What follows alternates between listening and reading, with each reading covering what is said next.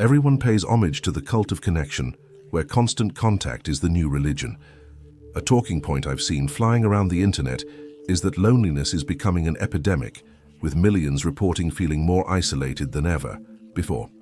The funny thing is, this has been shouted from all across the political spectrum. It seems that almost everyone can agree we have some crisis of disconnection on our hands across the modern world. Oftentimes, when people who normally want nothing more than to give one another a hard slap come to agree on something, there is some good philosophy to be had.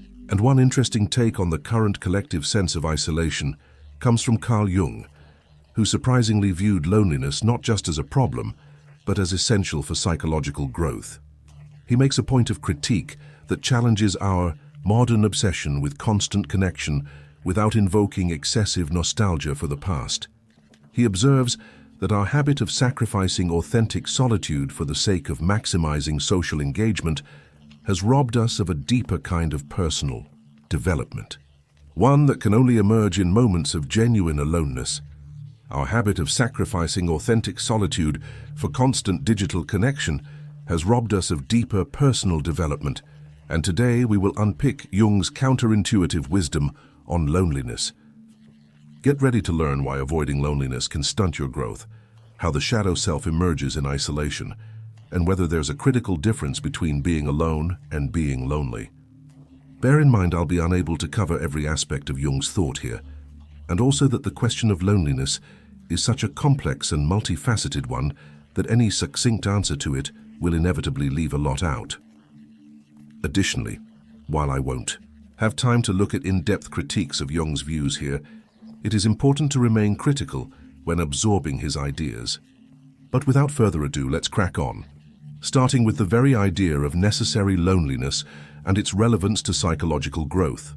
Much of Jung's argument rests on the idea that we have slowly given up productive solitude for the sake of constant connection and external validation.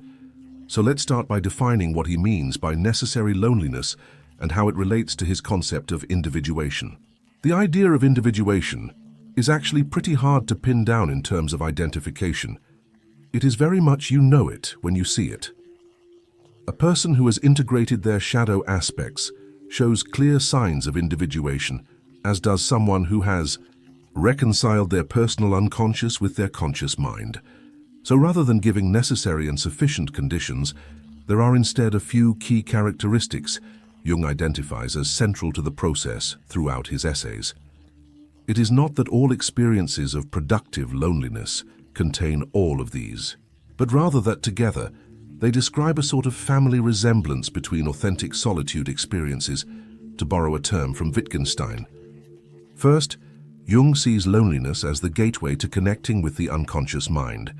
This is sort of an obscure sentence, but it points to a pretty intuitive idea. Our inner world often remains unexplored when we're constantly stimulated by external engagement.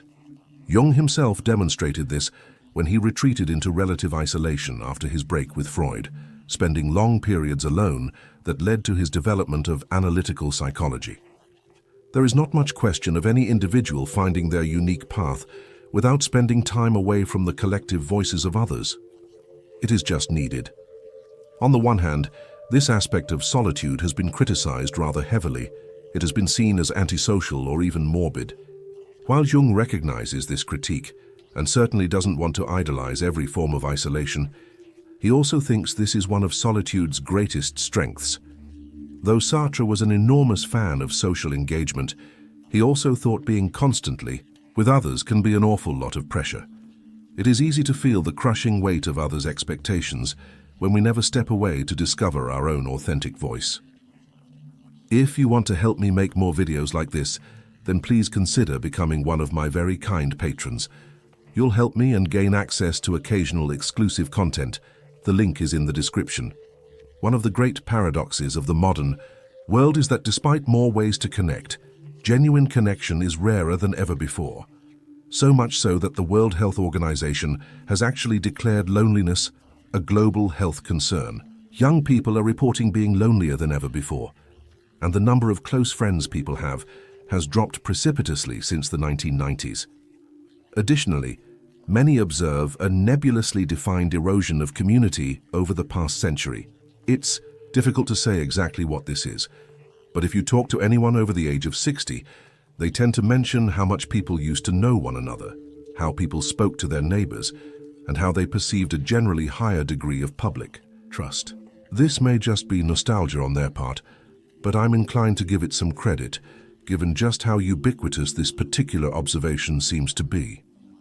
Given this crisis, one thing is clear: we should be paying very careful attention to the sorts of things that build genuine connection and the sorts that tear it down. For Jung, this paradox stems from confusing connection quantity with connection quality. Jung observed that those who cannot tolerate being alone often make the worst company. For others, when a group of people are all desperately seeking external validation, they can't truly see one another. Their egos never melt away to allow for authentic encounter. If anyone here has ever been around someone who can't stop checking their phone while you're trying to have a meaningful conversation, Jung seems to describe a similar dynamic at play. In group settings, every participant who hasn't developed a relationship with their own solitude essentially sacrifices the possibility of genuine connection for the sake of avoiding discomfort. A common theme in a whole host of philosophy is that the human hunger for meaning is heavily related to our search for authenticity. Throughout existential philosophy, we see the concept of authentic selfhood often aligned with periods of withdrawal. The French philosopher Jean-Paul Sartre used to say that a huge amount of our understanding was caught up in social performance, especially our understanding of ourselves. He probably has the neatest exposition of this view, but we see its precursors long before him. Compare Jung's approach to Kierkegaard, who saw the crowd as untruth, or Nietzsche's Zarathustra retreating to his mountain before he could bring wisdom to humanity. Beyond this, we can often see how existential crises mirror the frustration of trying to find ourselves amidst constant social stimuli. In Ecclesiastes, King Solomon goes through a deep despair at the meaninglessness of life, and he focuses on external pursuits and a lack of satisfying inner discovery. You seek pleasure, you seek wisdom, you seek achievements, and over again until you die at no particularly significant moment.